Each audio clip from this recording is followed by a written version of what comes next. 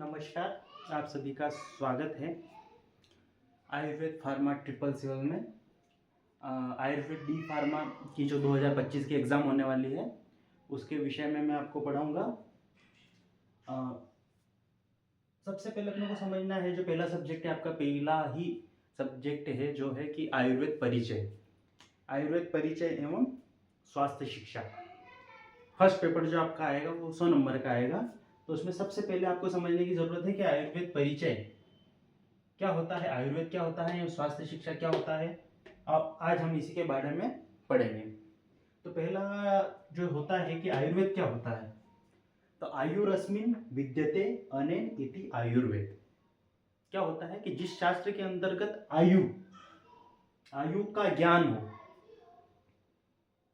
आयु के ज्ञान अर्थात मान का वर्णन जिस शास्त्र के अंतर्गत हो उसे अपन क्या कहते हैं, अपन कहते हैं आयुर्वेद। आयुर्वेद के कुछ परिचय हैं, आयुर्वेद के कुछ परिचय बोला जाता है, आयुर्वेद के परिचय एवं आयुर्वेद के लक्षण।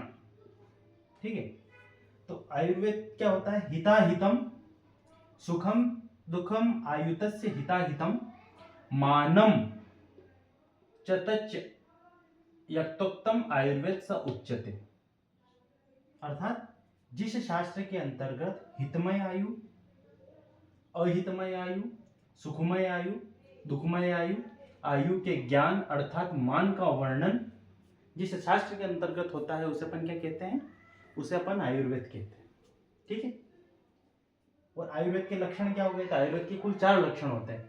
एक होती है हितमय आयु, अहितमय आयु, सुखमय आयु और दुखमय आयु।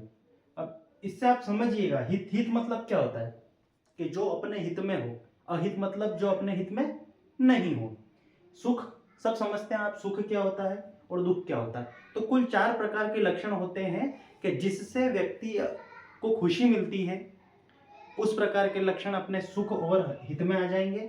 और जिस लक्षणों के कारण व्यक्ति दुखी होता है उसे अपन क्या कहते हैं, क्या कहते हैं अपन, दुखमय या अहितमय आयु। ठीक है, उसके बाद अपना आता है प्रयोजन।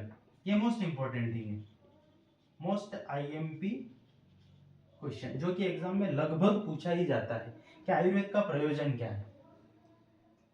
क्या है आयुर्वेद का प्रयोजन, आयुर्वेद प्रयोजनम चास्य स्वस्थस्य स्वास्थ्यस्य रक्षणम आतुरस्य विकार प्रशमनम च। मतलब क्या हुआ कि जिस शास्त्र के अंतर्गत क्या होता है कि पहला इसके 2 उद्देश्य। पहला उद्देश्य क्या है, स्वस्थ व्यक्ति के स्वास्थ्य की रक्षा करना। क्या करना, अगर आप इसको हिंदी में बोलेंगे तो अपन क्या बोलेंगे कि पहला उद्देश्य जो आयुर्वेद का प्रथम उद्देश्य जो है वो है स्वस्थ व्यक्ति के स्वास्थ्य की रक्षा करना। और उसके बाद अगर कोई रोगी हो जाता है तो उसके रोग को दूर करना, रोगी व्यक्ति के रोग को दूर करना, आतुरस्य विकार प्रशमनम च। ठीक है, तो आयुर्वेद का प्रयोजन क्या हो गया कि स्वस्थ व्यक्ति के स्वास्थ्य की रक्षा करना एवं रोगी व्यक्ति के रोग को दूर करना। इसके बाद आयुर्वेद की कुछ शाखाएं होती है जिसमें